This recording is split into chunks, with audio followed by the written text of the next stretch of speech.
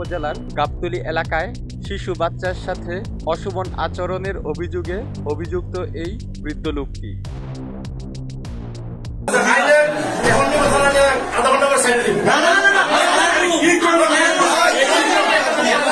ঘটনার প্রেক্ষিতে এলাকাবাসী ক্ষুব্ধ হয়ে আটক করে এই বৃদ্ধ লোকটিকে এবং মারধর করে, যার ভিডিওগুলো ইতিমধ্যে সামাজিক যোগাযোগ মাধ্যমে ছড়িয়ে পড়েছে। ঘটনার সত্যতা জানতে স্থানীয় একজনের সাথে আমরা কথা বলি। তিনি আমাদেরকে বলেন,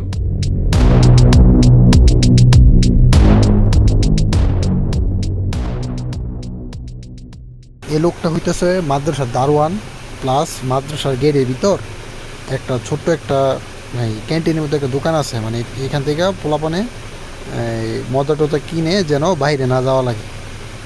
তো এটার ভিতরে পিচ্ছিটা গেছে বিকেলবেলা আসরের পরে বিস্কিটের প্যাকেট কিনতে। ওই বিস্কিট প্যাকেট কিনতে গেছে পরে ওই লোকে ওরে মানে ডাইকা নিয়া মানে এক প্রকার চেষ্টা করছে, এরকম কিছু একটা আজ পাওয়া গেছে। ওইরকম কোনো কিছু করতে পারে নাই, দর্শন করতে পারে নাই, কিন্তু খারাপভাবে টাচ করছে।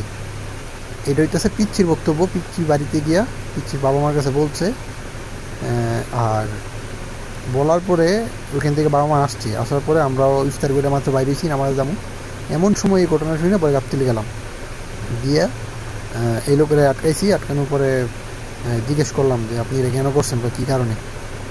ডট বই দেয়াইছি। পরে হ্যাঁ কইতেছে যে আমার আর বউ মারা গেছে 8 বছর হয়েছে। তো এরকম একটা ইনটেনশন হয়েছে, এই কারণে হ্যাঁ এরকম করছে। হ্যাঁ কইতেছে যে আমি আমার মানে আমার বাচ্চার মতো মনে করে ওরে চুমা টুমা দিচ্ছি। হ্যাঁ প্রথম এইভাবে গেছি। পরে যখন মারধর করলো মানুষ, মারধর করার পরে ভালোভাবে জিজ্ঞেস করলাম, পরে কইলো যে হ্যাঁ চুমাটা দিয়ে করছে, কিন্তু হ্যাঁ ডিপলি কোনো কিছু করে নাই।